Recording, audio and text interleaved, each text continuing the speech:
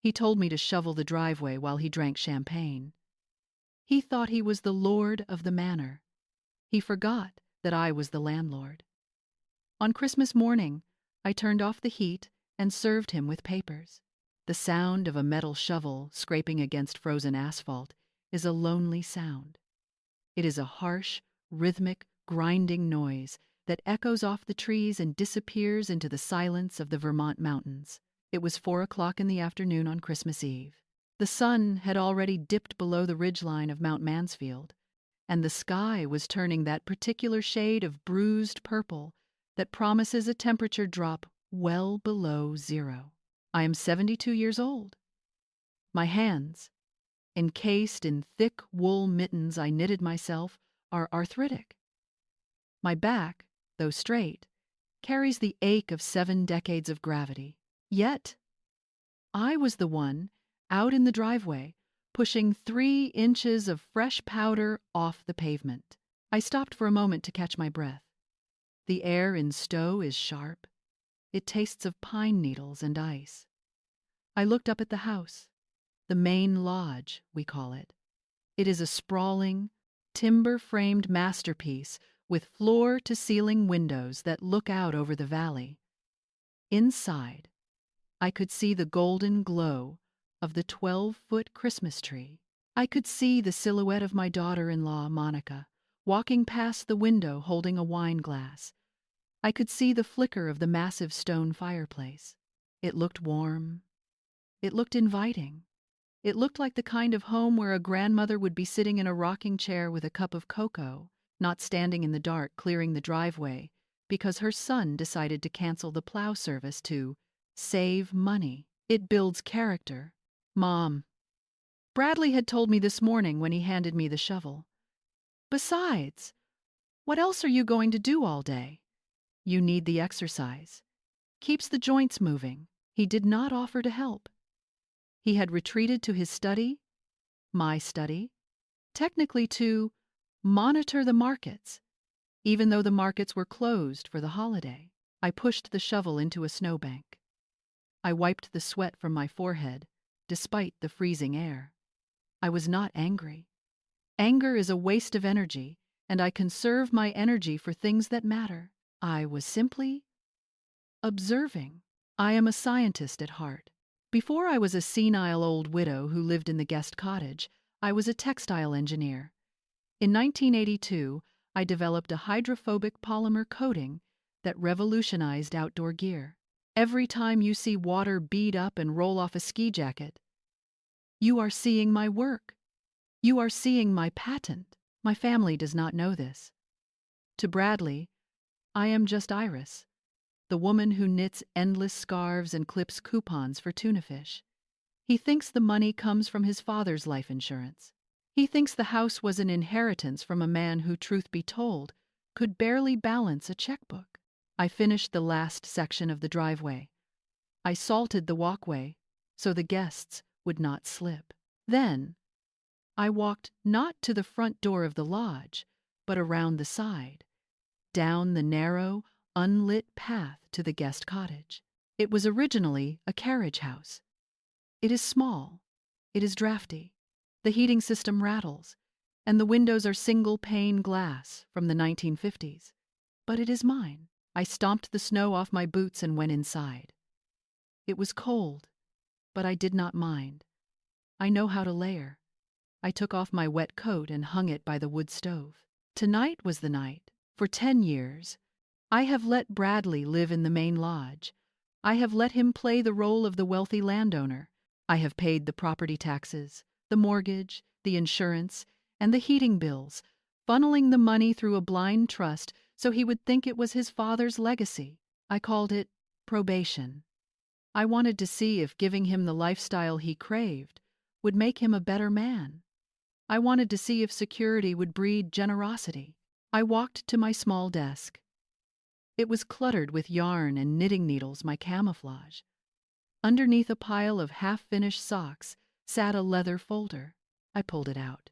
Inside were the transfer documents, the warranty deed, the papers that would officially sign the Fletcher estate over to Bradley Fletcher, free and clear. I ran my hand over the paper. It was heavy stock. Expensive. I had decided that 10 years was enough. He was 45 years old. He had a wife. He had a son, Leo. It was time to stop the test. It was time to give him the keys to the kingdom and retreat fully into my retirement. Merry Christmas, Bradley, I whispered to the empty room. I went to the bathroom and washed my face. I put on my best dress, a navy blue wool shift that Monica called dowdy, but which happened to be a vintage Chanel I bought in Paris in 1994. I pinned my gray hair up. I put on my pearls. I put the leather folder in my large knitting bag. I walked back out into the cold. The wind had picked up. It bit at my exposed ankles. I walked to the main lodge. I did not use the front door. Guests use the front door.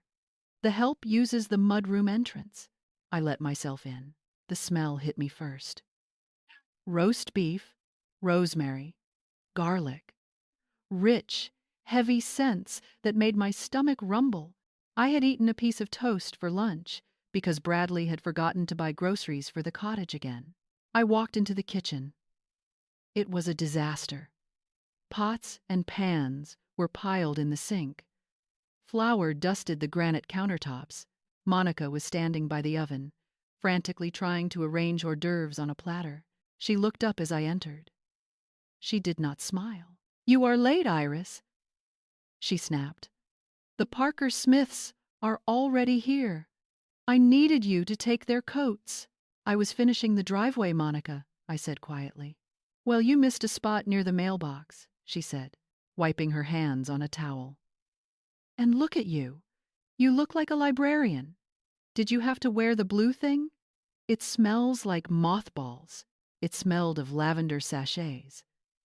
But I did not correct her. "Here." She shoved a tray of champagne flutes into my hands. "Take these out.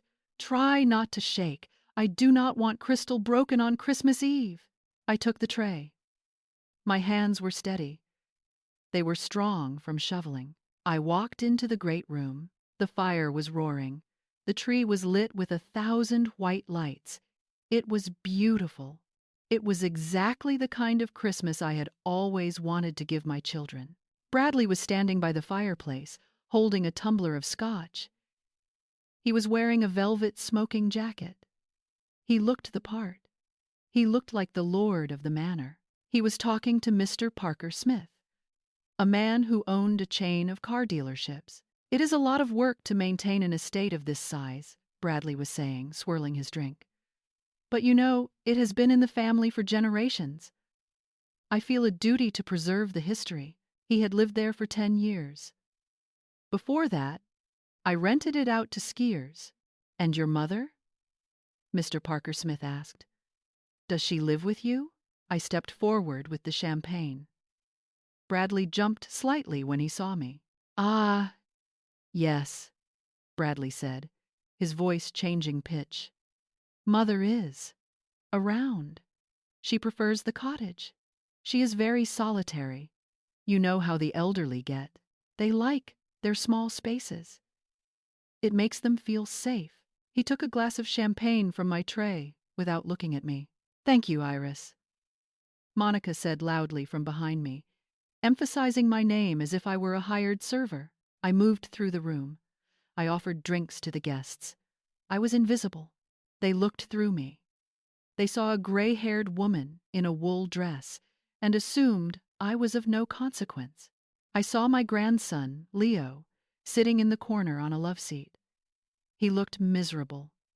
He was 16, awkward and kind. He was the only one who looked up when I approached. "Hi, Grandma," he whispered. "Did you get warm? I saw you outside. I wanted to help, but Dad said I had to greet the guests."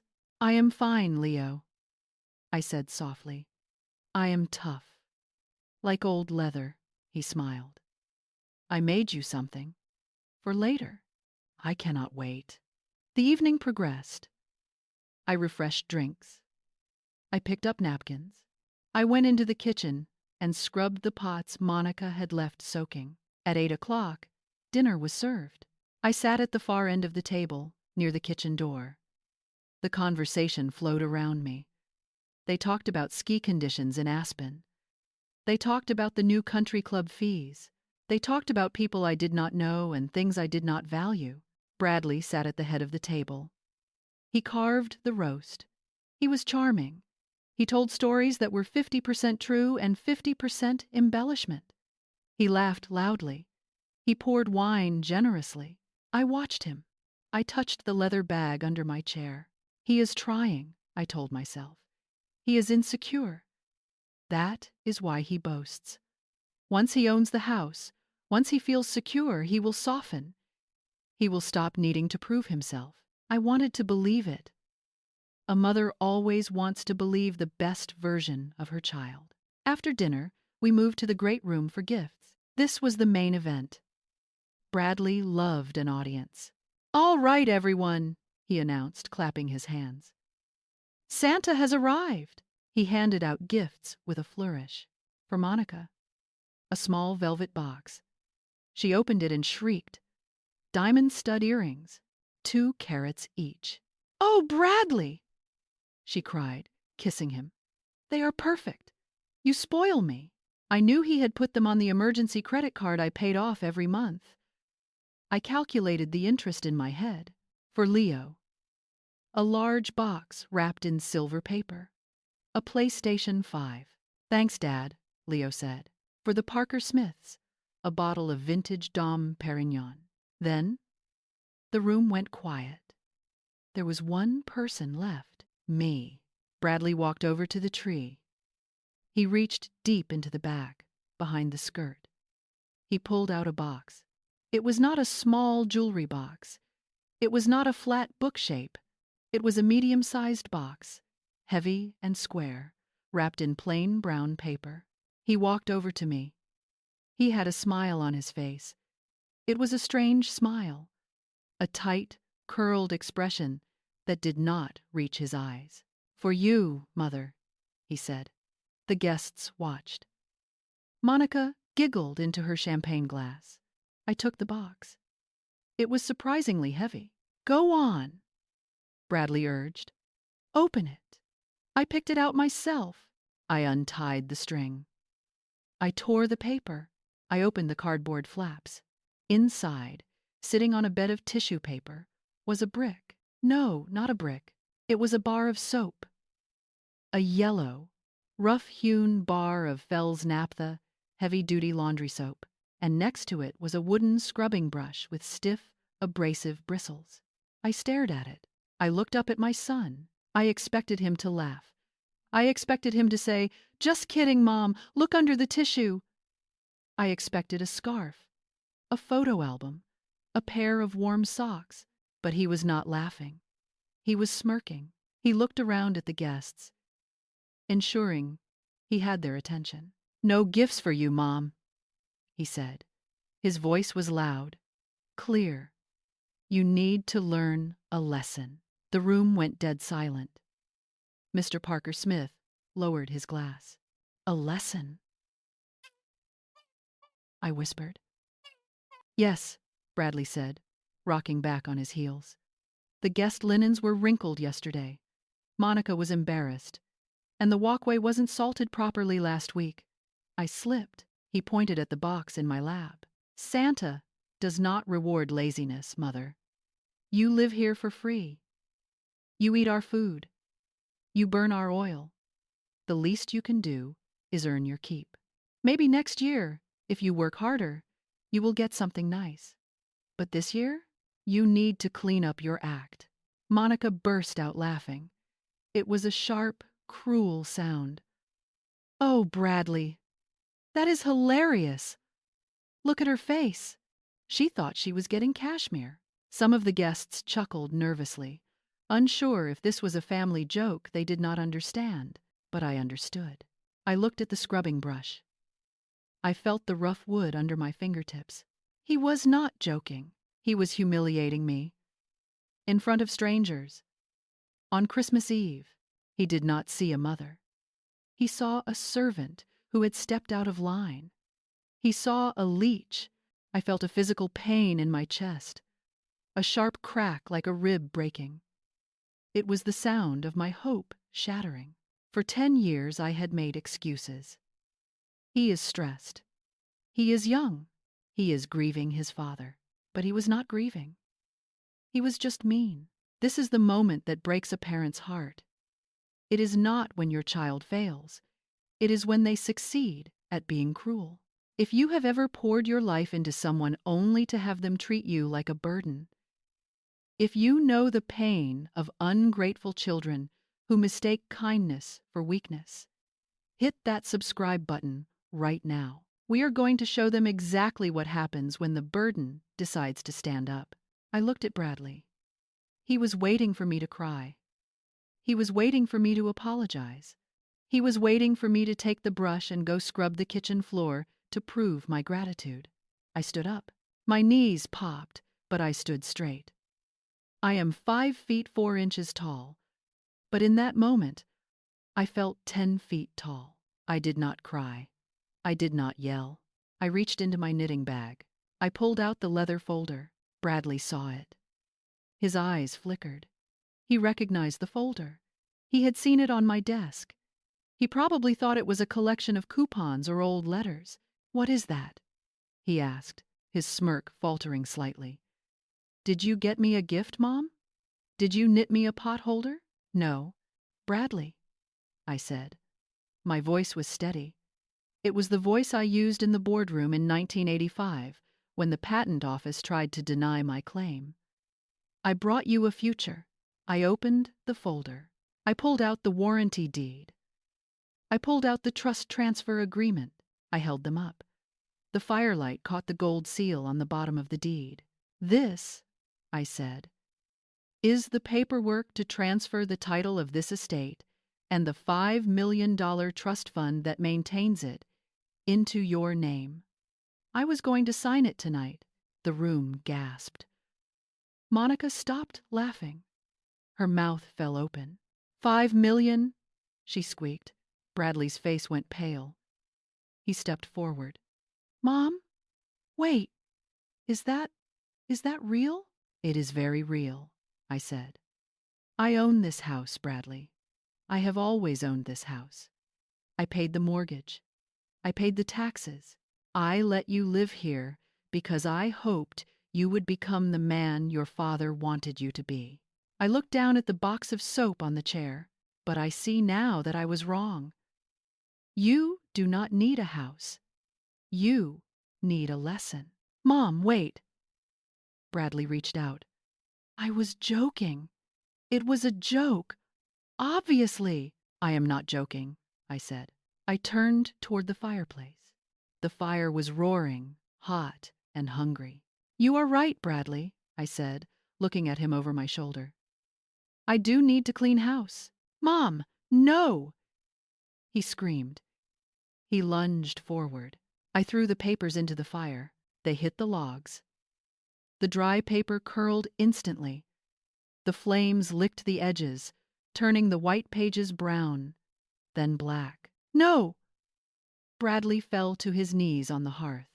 He reached for the fire poker, trying to rake the papers out, but it was too late. The draft caught them. The warranty deed, the transfer, the future he thought he deserved it all went up the chimney in a swirl of bright orange sparks. I watched it burn. I watched him scramble on the floor, getting soot on his velvet jacket. I picked up the scrubbing brush from the box he had given me. I dropped it on the floor next to him. "You might need this," I said. "You have a mess to clean up." I turned to the guests. They were staring at me with wide, terrified eyes. "Merry Christmas," I said. I walked out of the room. I walked through the mudroom. I walked out into the cold, biting night. I did not feel the cold. I felt a fire in my belly that was hotter than the one in the hearth. I walked back to my cottage. I went inside. I locked the door. I went to my desk. I opened my laptop. It was 9 o'clock on Christmas Eve. I logged into the utility management account for the estate.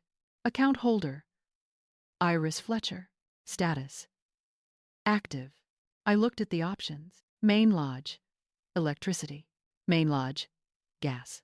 Main lodge, water pump. I clicked on service options. I selected temporary suspension, vacation hold, effective. Immediately, I clicked confirm. I picked up my phone. I dialed a number I knew by heart. It was the private cell phone of Mr. Kavanaugh, my attorney. He was a shark of a man who had been begging me to evict Bradley for years. He answered on the second ring. "Iris?" he asked. "Is everything all right?" "No, Robert," I said.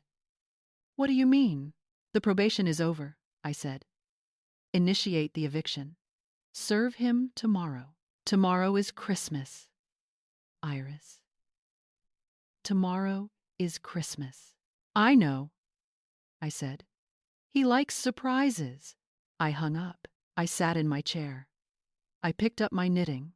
Outside, the wind howled, and across the yard, in the main lodge, the lights flickered once, twice, and then they went out. The guest cottage has one advantage over the main lodge. It has a wood stove. It is a cast-iron beast from 1975 that I restored myself, sanding down the rust and re-seasoning the metal until it glowed like obsidian. While the high-tech gas-fired boiler in the big house relies on electricity and internet connections to function, my stove relies on physics. Wood plus fire equals heat. It is a simple equation. I sat in my armchair, knitting needles clicking rhythmically in the silence. It was 3 o'clock in the morning on Christmas Day. I had not slept. Adrenaline is a powerful stimulant, even at 72. Outside, the temperature had dropped to 12 degrees below zero. I could hear the wind tearing through the valley, stripping the trees bare. It was the kind of cold that seeks out weakness. It finds the gaps in the insulation. It finds the single-pane windows. It finds the pipes that are not wrapped properly. I thought about the main lodge. Bradley loved smart technology.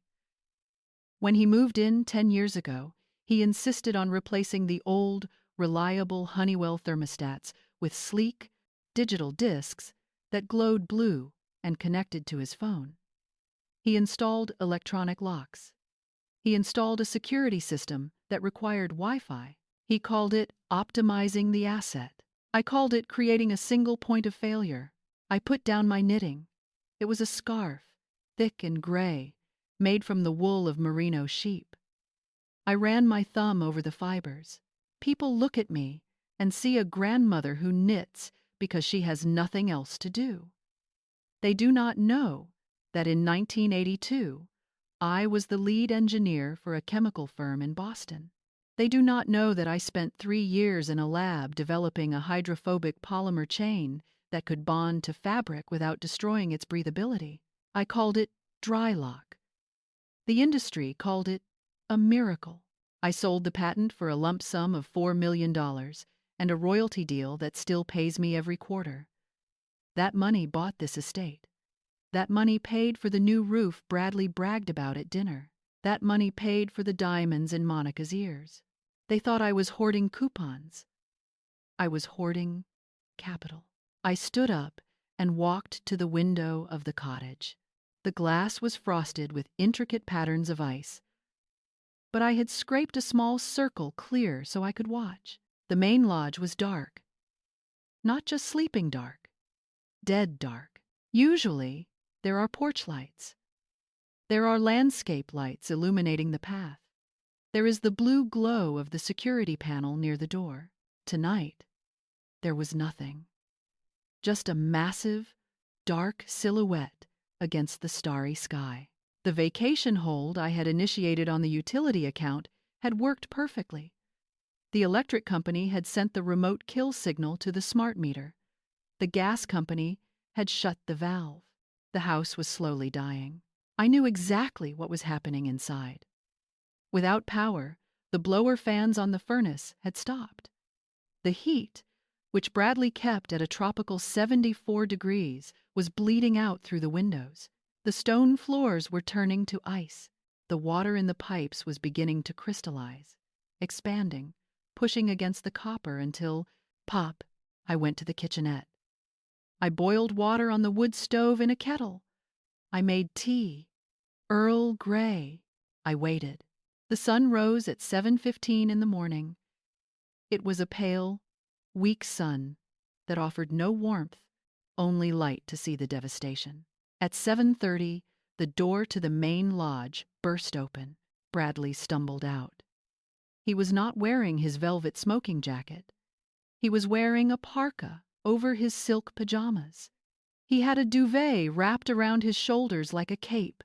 He was shivering so violently I could see it from across the yard.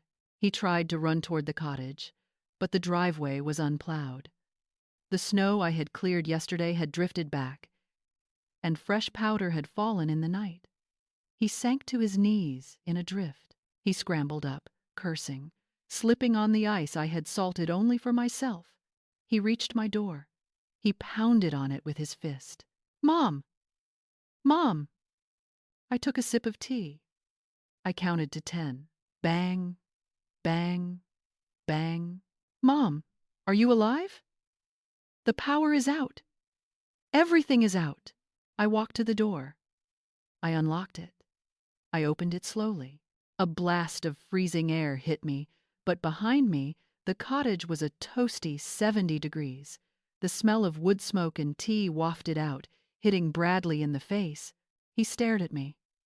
I was wearing a cashmere sweater I had knitted last winter, a complex cable knit in cream yarn that cost $50 a skein. I looked warm. I looked comfortable. "Bradley," I said. "Merry Christmas." "Merry," he stuttered, his teeth chattering. "Mom, the power. It is out. The boiler stopped. The house is freezing. We can see our breath in the living room." "That sounds unpleasant," I said. "It is 10 below zero," he screamed. "Why do you have power? Why is it warm in here?" "I have a wood stove, Bradley," I said, "and I have a backup generator for the cottage. You know this. I installed it in '98. Let me in." He pushed forward. "I need to get Monica and the kids. We need to stay here until the power company fixes it." I stepped into the doorway, blocking his path. I am a small woman, but I held the door frame with a grip of iron. "The power company is not coming to fix it, Bradley," I said. He stopped pushing. He looked at me, confusion clouding his eyes. "What? What do you mean? Did you call them? The lines must be down." "The lines are fine," I said. "I can see the neighbors' lights from here. The Parker Smiths have power. The Millers have power. Then why?" "I logged into the account last night," I said calmly. "I placed a vacation hold on the service, effective immediately." Bradley froze. He stopped shivering for a second, his brain trying to process the information. You turned it off?" he whispered. "You turned off the heat? On Christmas?" "I turned off the utilities for my property," I corrected. "I pay the bills, Bradley. I have paid them for 10 years. But yesterday, you made it very clear that my contribution to this household was insufficient. You gave me a scrubbing brush. You told me I needed to learn a lesson." I took a step closer to him. The cold air swirled around us. "So, I learned it," I said. "I learned that I should stop paying for a house where I am treated like a servant." "Are you insane?" he shouted. "Monica is freezing. The pipes are going to burst." "They probably already have," I said. "Water expands at freezing temperatures. It is basic physics. Perhaps if you had shoveled the driveway yesterday instead of drinking scotch, you would have noticed the temperature dropping sooner." "Turn it back on," he demanded. He reached for his phone. "I will call them. I will tell them you are senile. I will tell them it was a mistake." "You cannot call them," I said. "You are not the account holder. Your name is not on the bill. Your name is not on the deed. Your name is nowhere, Bradley. You are a ghost in the system." He pulled out his phone. He tapped the screen furiously. "Damn it!" he yelled. "No signal. The Wi-Fi is down." "Yes," I said. "The router needs electricity." He looked at me with pure hatred.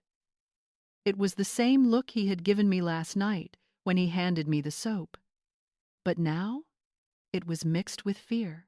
He stands there in his expensive parka, demanding warmth he did not earn, demanding shelter he did not build. He thinks he is entitled to my fire because he shares my DNA. But warmth is a privilege, not a right. If you are tired of people who leave you out in the cold until they need something from you, hit that subscribe button.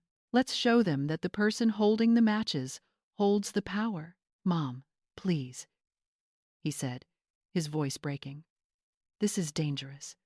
It is not a joke anymore. Turn it back on." "I cannot." I lied. "The offices are closed for the holiday. It will not be back on until tomorrow. At the earliest." "Where are we supposed to go?" he wailed. "I suppose you could go to a hotel," I said. "Although I imagine they are booked. Or perhaps the Parker Smiths. You were very charming with them last night. Maybe they will take in a family of 4. Mom, or..." I said. "You could use the gift you gave me," he blinked. "What?" "The scrubbing brush," I said. "And the soap. Physical labor generates body heat, Bradley. If you scrub the floors hard enough, you might stay warm." He stared at me. His lips were turning blue. "You are evil," he whispered.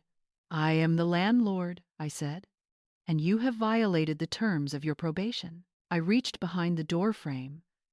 I pulled out a thick envelope I had prepared while he was banging on the door. "Here," I said, thrusting it into his chest. He grabbed it with his mittened hands. "What is this?" "It is a notice to vacate," I said. "I faxed it to the sheriff's office last night before they closed. You are being served, Bradley. You have 24 hours to remove your personal property from the main lodge. Evicted?" He choked. "On Christmas?" "The law does not take holidays," I said. "Read it. It explains everything, including the fact that the house was bought with my patent money, not your father's imaginary fortune." He looked at the envelope. He looked at the dark house. He looked at me. "You can't do this," he said. "I already did," I replied.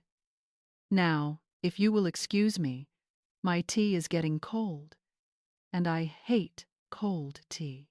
I stepped back. "Wait!" he cried, putting his foot in the door. "What about Leo?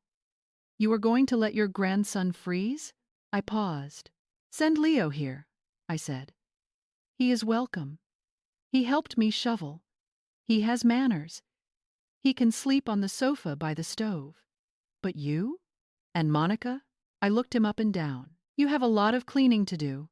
I kicked his foot out of the jam with a strength that surprised him. I slammed the door. I locked the deadbolt. I walked back to my chair. I picked up my knitting. My heart was beating steady and slow.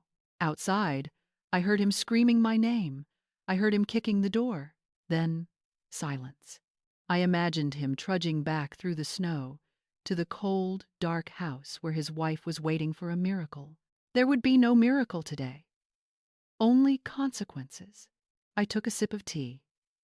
It was still hot. Perfect. The sun was fully up now, but it brought no warmth. It hung in the sky like a white, indifferent eye, staring down at the frozen tableau of the Fletcher estate. From my window in the cottage, I watched the exodus. The Parker Smiths were the first to leave. They did not say goodbye to Bradley. I watched them scurry out of the front door, wrapped in fur coats, clutching their overnight bags. Their luxury SUV struggled for traction on the unplowed driveway, tires spinning and whining against the ice I had refused to clear. They looked less like titans of industry and more like frightened children running from a haunted house. Then the Millers left. Then the caterers, who had arrived early to prep a brunch that would never be served. By 9 o'clock in the morning, the main lodge was empty of spectators. It contained only my son, his wife, and their mounting desperation. I poured myself a second cup of tea. I added a splash of milk. I was in no rush. The law, like the cold, moves at its own pace. At 9:30, a black sedan turned onto the driveway. It was not a luxury car. It was a Ford Taurus with municipal plates and snow tires. I knew who it was. I had arranged for the process server, a man named Mr. Henderson, to meet the sheriff's deputy at the gate. Mr. Henderson was a man who worked on Christmas because he believed that justice did not take holidays. The sedan stopped in front of the main lodge. Mr. Henderson stepped out. He was a large man, wearing a heavy parka and boots that looked like they could kick down a door if necessary. He carried a thick, waterproof envelope in his hand. I put on my coat. I wrapped my scarf around my neck. I stepped out of the cottage and walked across the yard. The snow crunched loudly under my boots. Bradley was standing in the open doorway of the lodge. He was still wearing his pajamas and parka. His face was gray with cold and shock. When he saw the car, relief washed over him. "Finally!" he shouted, his voice cracking. "Are you the gas company? The furnace is dead. You have to fix it." Mr. Henderson walked up the steps. He did not look like a repairman. He looked like an ending. "Bradley Fletcher?" he asked. Yes, I am the owner." "Get inside. It is freezing." "I am not the gas company, sir," Mr. Henderson said. "I am a process server." He thrust the envelope toward Bradley. "You are being served with an immediate notice to vacate and a cease and desist order regarding the property at 102 Alpine Way." Bradley stared at the envelope. He did not take it. "What?" he whispered. "Take it," Mr. Henderson said. He pressed it against Bradley's chest until my son reflexively grabbed it. "You have 24 hours to remove your personal effects. A sheriff's deputy is en route to ensure compliance." "Vacate?" Bradley looked around wildly. He saw me standing at the bottom of the stairs. "Mom, what did you do? You cannot evict me. This is my house. Dad left it to me." I walked up the stairs. I moved slowly, deliberately. I stopped 3 steps below him so I could look up into his face. "Your father," I said calmly, "left you a Rolex watch and a trust fund of $200,000. You spent the trust fund on a sports car in 2004, and you lost the watch in a poker game in 2008. Bradley blanched. "How? How do you know about the watch?" "I know everything, Bradley," I said. "I know about the credit cards. I know about the second mortgage you tried to take out on this house, only to be rejected because your name is not on the title. I know that you have not worked a real job in 6 years. Dad built this company," he shouted. "He was a genius." "Your father was a lovely man," I said. "He had a wonderful smile, and he made excellent martinis, but he was terrible with money. He died with $400,000 in debt, Bradley. I paid it off." "You!" he laughed, a high, hysterical sound. "With what? Your coupon money?" "With my patent," I said. I reached into my pocket and pulled out a photocopy of a document I had kept in my safe for 40 years. It was the original patent filing for the hydrophobic polymer. "I am a chemical engineer, Bradley," I said. "I invented the coating on the jacket you are wearing right now. I bought this land in 1986. I built this house. I grew the portfolio." I pointed a mittened finger at him. "I let you live here because I wanted to give you time to find your footing. I wanted to give you the stability your father never could. But instead of using that stability to build a life, you used it to build a facade, and you treated me, the architect of your comfort, like a nuisance." Monica appeared behind him. She was wrapped in 3 duvets. Her teeth were chattering so hard I could hear them clicking. "Iris, please," she begged. "It is Christmas. We are freezing. Can we talk about this inside? With the heat on." "There is no heat for guests," I said. "Only for residents. And your residency has been terminated." Bradley's face twisted. The shock was wearing off, replaced by the ugly, entitled rage that had been simmering beneath his surface for years. "You owe me," he screamed. "I am your son. You are supposed to take care of me. You are hoarding millions while I struggle to keep up appearances? That is sick. You are a sick old woman." He stands there, shivering in the cold, screaming about what he is owed. He truly believes that my labor belongs to him simply because he exists. He thinks that parents are resources to be mined until they are empty. If you are tired of grown adults acting like the world owes them a living while they offer nothing but disrespect in return, hit that subscribe button right now. Let us remind them that the only thing they are owed is the truth. "I do not owe you a lifestyle, Bradley," I said. "I owed you an education, which I gave you. I owed you a safe childhood, which I provided. But I do not owe you a mansion to play lord in, while you hand me scrubbing brushes and tell me to learn my place." A police cruiser pulled into the driveway, its blue lights flashing silently against the snow. "The police," Bradley whispered. "You called the police on your own son?" "I called for a civil standby," I said, "to ensure that my property is vacated without damage. You have a history of breaking things when you do not get your way." The deputy stepped out of the car. He was a large man, impassive and professional. He walked up the driveway, his hand resting on his belt. "Mr. Fletcher," the deputy asked, "I have paperwork here authorizing a supervised move-out. We need to get this done. The roads are getting worse." Bradley looked at the deputy. He looked at the process server. He looked at the cold, dead house behind him. He realized, finally, that there was no negotiation.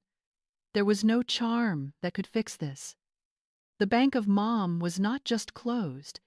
It had been demolished. "Fine," he spat. "Fine! Keep your frozen house. I do not want it anyway. It is in the middle of nowhere. We hate it here." "Then leaving should be easy," I said. He turned to Monica. "Pack the bags. Just the clothes.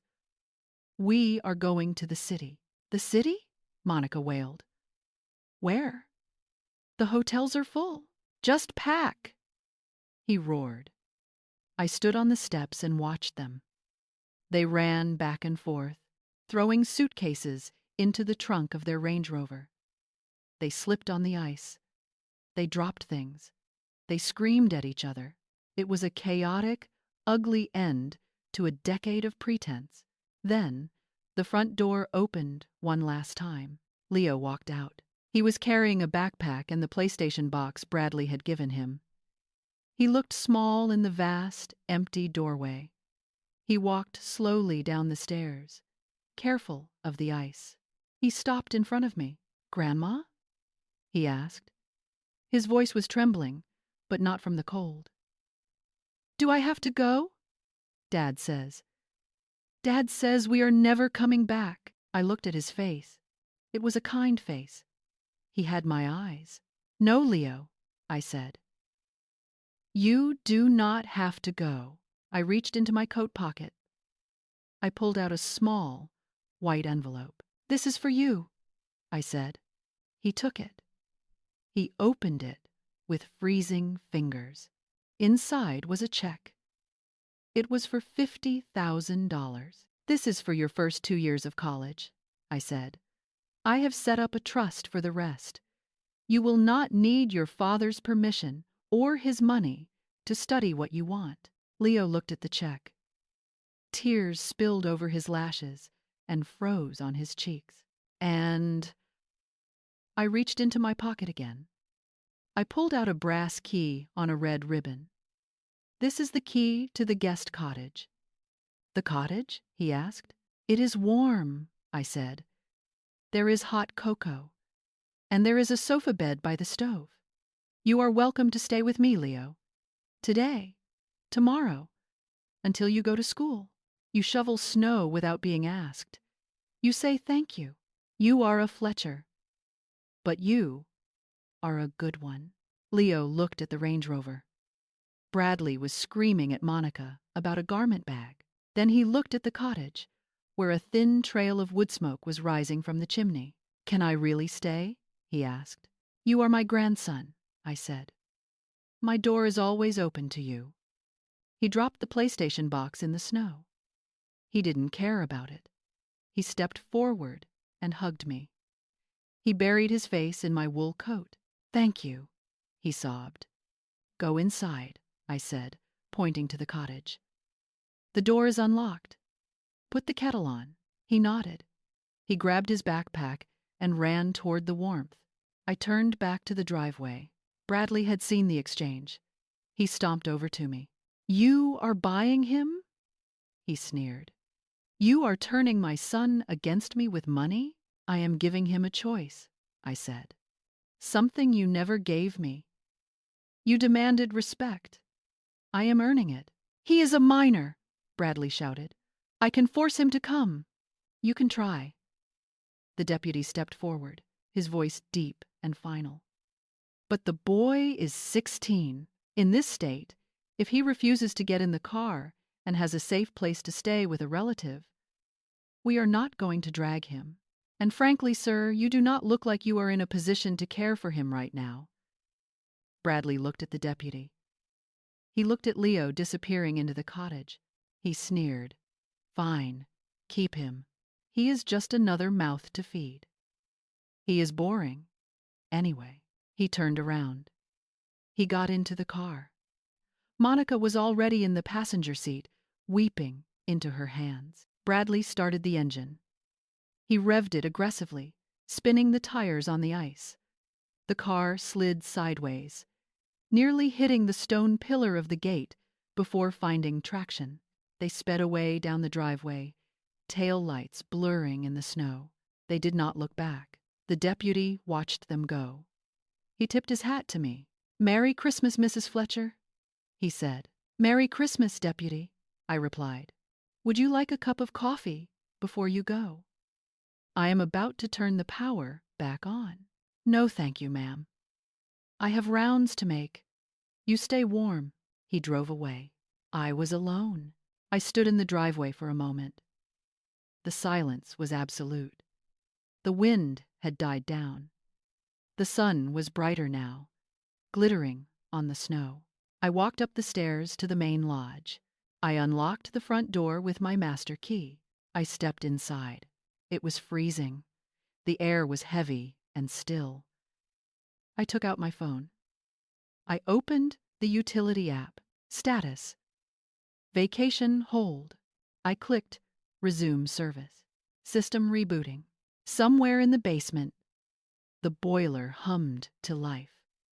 A low, rhythmic thrumming that vibrated through the floorboards. The lights on the security panel turned green. The smart thermostat on the wall flickered on, reading current temp, 20 degrees.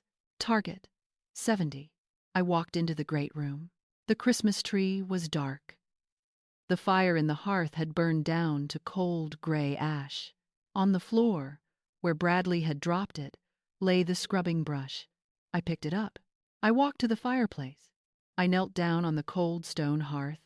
I used the brush to sweep the ashes of the deed into the grate.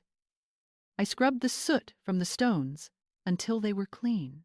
Then I reached into the wood basket. I placed new logs on the andirons. I struck a match. The fire caught. It crackled and popped, sending warmth radiating outward into the room. I stood up. I looked around the massive room. It was my house, my design, my money, and now, finally, it was my home. I walked to the window. Across the yard, the lights in the guest cottage were on. I saw Leo walking past the window, holding a mug. I smiled. I picked up the bar of Fellsnap the soap from the chair where Bradley had left it. I put it in my pocket. I would use it.